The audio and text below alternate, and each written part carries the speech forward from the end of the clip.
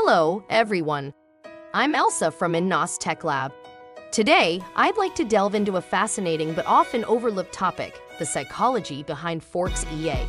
When we talk about trading, most people immediately think of strategies, data, and technical analysis, but few consider emotions and discipline. First, let's understand why emotions are so crucial in trading. In trading, decisions made out of panic, greed, hesitation, or overconfidence are often the primary reasons for trading mistakes. Many experienced traders will tell you that trading success depends not only on your strategy but also on how you manage your emotions. However, Forex EA is designed to address this.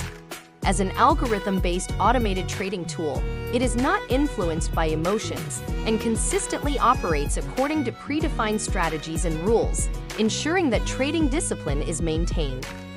Now, let's explore these two key points in detail. Emotion control. Human traders may make impulsive decisions due to fear or greed when facing rapid market changes.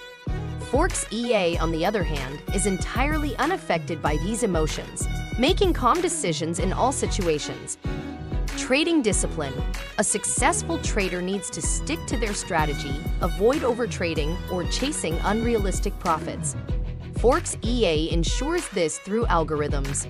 It won't change its trading strategy based on past successes or failures, ensuring that trades always occur under optimal conditions. INNOSS Tech Lab understands the importance of emotion management and trading discipline. That's why we emphasize these aspects while developing our Forex EA.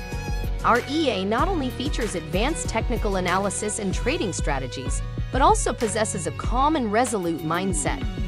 In conclusion, with technological advancements, we now have more tools to make better trading decisions.